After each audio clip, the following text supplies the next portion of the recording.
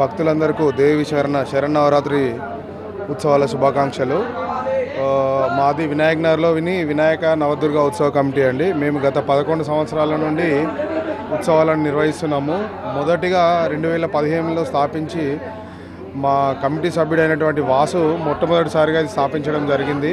అప్పుడు కేవలం 15 మంది మాలధారణలతో మొదలైన మా ప్రయాణం ఈరోజు ప్రస్తుతానికి దాదాపుగా 150 మంది మాలధారణలతో కొనసాగుతుంది. ప్రతి సంవత్సరము మా దగ్గర మాలధారణల సంఖ్య పెరుగుతూ వస్తుంది. అలాగే ప్రజల నుంచి భక్తుల నుండి మాకు ఆదరణ పెరుగుతూనే ఉంది. అమ్మవారి ఆశీర్వాదం వల్ల ప్రతి సంవత్సరము మేము ఉత్సవాలను ఘనంగా నిర్వహిస్తున్నాము.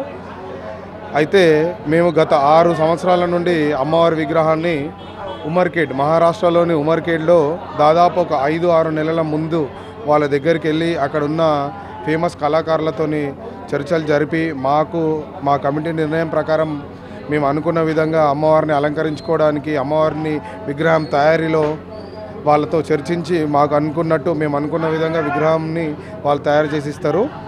అక్కడ నుంచి ఇక్కడికి తీసుకొచ్చిన తర్వాత మా కమిటీలో ఉన్నటువంటి ముఖ్య భవానీలు రాజేశ్వర్ వాళ్ళ టీం మొత్తం అమ్మవారిని కంప్లీట్ అలంకరణ సేవలను ఉంటారు.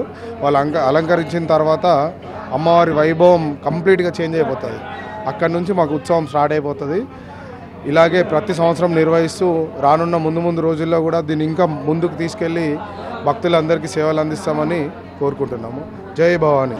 ఇక్కడ ఏదైతే ప్రతిష్ఠించిన అమ్మవారు ఉందో శతాక్షి అమ్మవారు అంటే 50 తలలకు 100 కళ్ళు ఉండడాన్ని శతాక్షి అంటారు. కన్నులను 100ని శత, అక్షి అంటే కన్నులు, ఈ రెండింటిని కలిపి శతాక్షి అని అంటారు. ఈ అమ్మవారికి శతాక్షి కన్నులు ఉన్నాయి కాబట్టి ఈ భక్తులకు దర్శనమియడానికి వివిధ ప్రాంతాల నుంచి ఇక్కడికి రావడం జరుగుతుంది. ప్రతి ఒక్క భక్తులు దీన్ని చూడడానికి వస్తున్నారు. నిజామాబాద్లో నందిపేట కావచ్చు, నవిపేట కావచ్చు, బాసర్ కావచ్చు, ప్రతి ఒక్క మండలం నుంచి ఇక్కడికి చూడడానికి వచ్చారు. లాస్ట్ 2 రోజుల క్రితం కూడా మహారాష్ట్రలోని నాందేడ్ జిల్లా నుంచి కూడా రావడం జరిగింది. జై భవానీ స్వామి. ప్రస్తుతం మేము ఇక్కడ పెట్టింది శతాక్షి అమ్మవారు.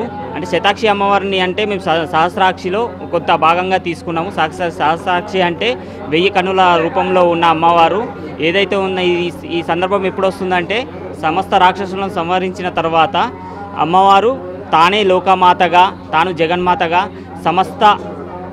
సమస్త అంటే కష్టాలను, నష్టాలను, సమస్త అంటే జనుల కష్టాలను, ప్రజల కష్టాలను, దేవతా కష్టాలను తీర్చేదానిగా తానే దర్శనమిస్తుందన్నమాట. అంటే 1000 కన్నుల రూపం అంటే దగ్గర 500 అమ్మవారి ముఖాలతో ఉంటుంది.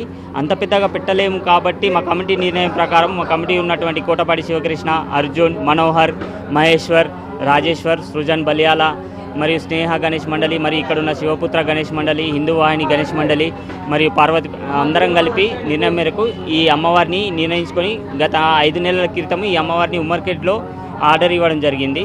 దాని తర్వాత ఇక్కడికి తీసుకొచ్చి ఇక్కడ ప్రతిష్ఠించడం జరిగింది. దీని ద్వారా ఏంటంటే హిందూ ధర్మం పట్ల ప్రజలలో మంచి అభిప్రాయం, హిందూ ధర్మం పట్ల ప్రతి ఒక్కరికి ప్రజలలో అవగాహన ఏర్పడి మన దేవతలలో ఉన్న ప్రత్యేకత మరియు వాళ్ళు నిర్వహించినటువంటి కార్యక్రమాలు కానీ అవి కానీ తెలియజేయడానికి ప్రయత్నంగా ఈ అమ్మవారిని ప్రతిష్ఠించడం జరిగింది. For more videos like this, subscribe Big TV channel.